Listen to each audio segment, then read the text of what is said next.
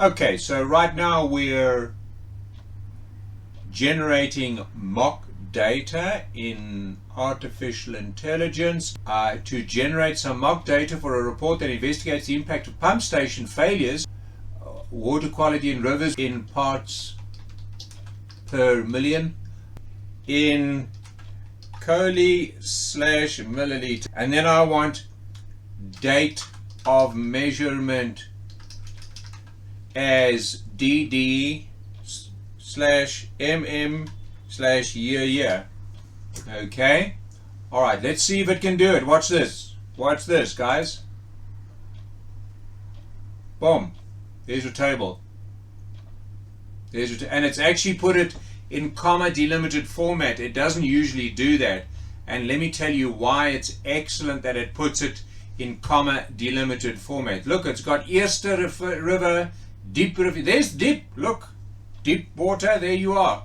Berg River, okay, Lowlands, Plattekloof, unbelievable how clever this is. So what I'm going to do is I'm just going to copy that, all right, copy, and this is, by the way, how you would put it into Excel. So I'm going to put it into Notepad as a comma delimited thing. So Control V, there we go. So I'm putting it into Notepad, I'm saving it as a text file. All right, I'm just saving it as a text file in our mutual drive in Microsoft Excel.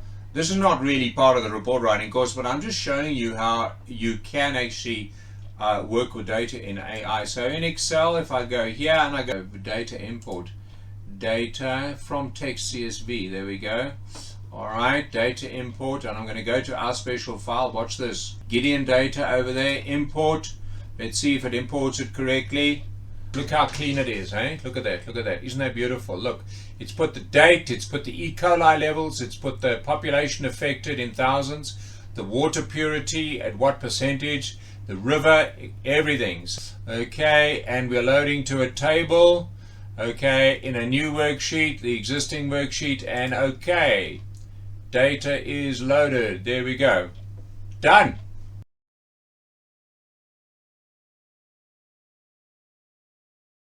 Good.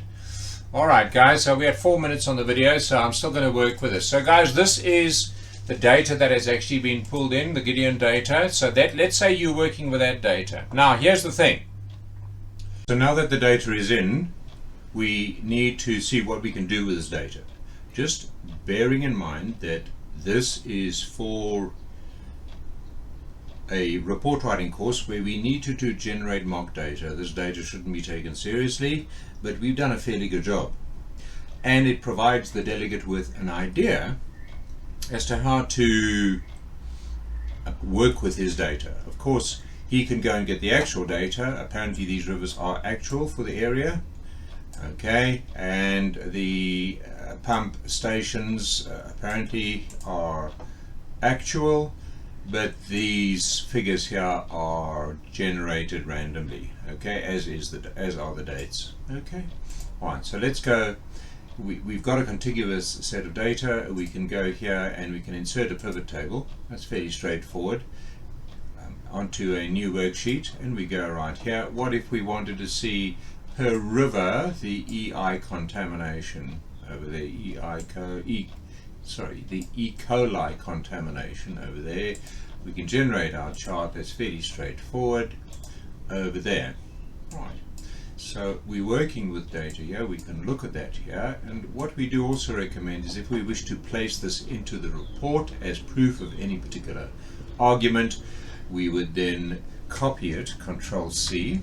We would go to the report over here, and instead of just pasting, we would paste special, and we would paste link Microsoft Excel chart object, and in it goes. And the beauty of that is that it is now dependent on this data.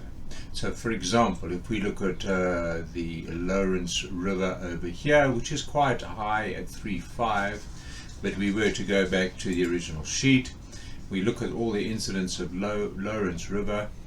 Okay, so if I were to drop that to 100, we were to drop it significantly, all right, and that 1 to 100, it's going to drop it significantly.